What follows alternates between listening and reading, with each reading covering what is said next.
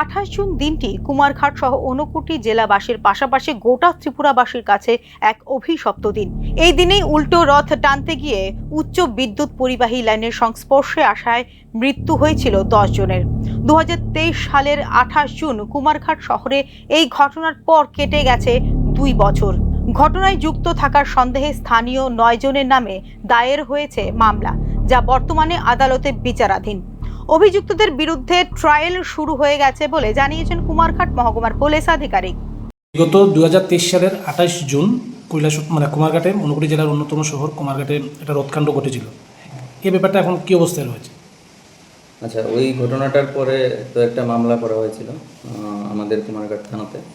তো এখন already chargesheet জমা হয়ে গেছে এবং লেটেস্ট খবর অনুযায়ী ট্রায়ালও স্টার্ট হয়ে গেছে।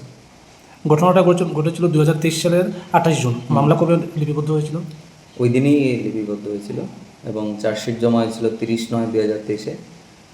উইদিন 3 মান্থস আমরা যে আয়ু ছিল উনি চার্জশিট সাবমিট করেছিল এবং এখন এটা ট্রায়াল স্টেজে আছে। এই মামলার তদন্তকারী অফিসার কে ছিলেন? এসআই বিক্রম দাস। এই মামলায় প্রাথমিকভাবে কি কেউ গ্রেপ্তার হয়েছিলেন কি? না, গ্রেপ্তার তো হয়নি, বাকি ওনাদেরকে নোটিশে ডাকা হয়েছিল। তো এখন তো ওনাদের মনে হয় কোর্টে ডাকবে, ট্রায়াল হবে। তো ঘটনার সঠিক তদন্ত করে চার্জশিট জমা দেওয়া হয়েছে আদালতে। এবার দোষীদের শাস্তি দেবার পালা আদালতের, জানিয়েছেন কুমারঘাট মহকুমার এসডিপিও। এখন আমি তো জাস্ট এখানে দায়িত্ব নিয়েছি। আর ঘটনাটা যেটা হয়েছে এটা তো খুবই দুঃখজনক এবং স্বাভাবিকভাবে যেই পরিবার হারিয়েছে মানুষ, যাদের ফ্যামিলি মেম্বারদেরকে হারিয়েছে, এটার কোনো রিপ্লেসমেন্ট বা কোনো আমরা কি বলবো, এটার কোনো রিপ্লেসমেন্টই নেই।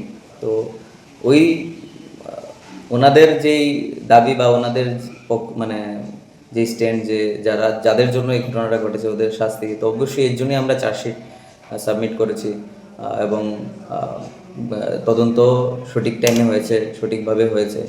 তো আশা করি শাস্তি হবে।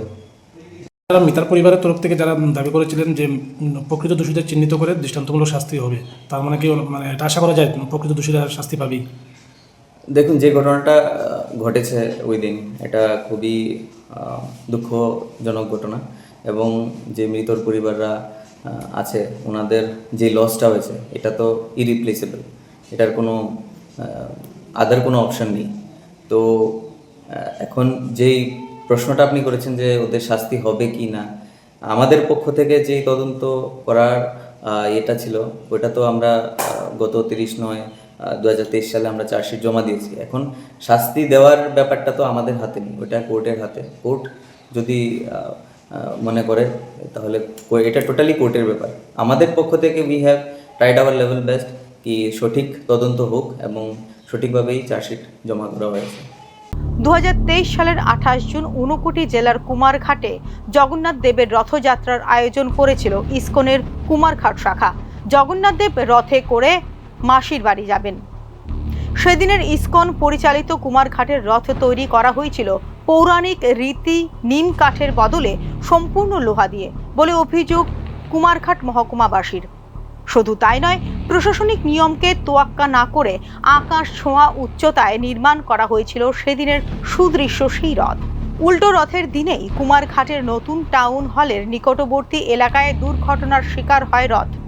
হাই ভোল্টেজ বিদ্যুৎ লাইনের রথের চূড়ান্ত সংস্পর্শের ফলে আগুন ধরে যায় রথে।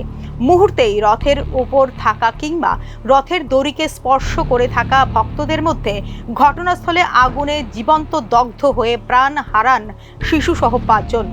পরবর্তীতে আহত অবস্থায় 1 মাসের মধ্যে মৃত্যু হয়েছে আরও 5 জনের।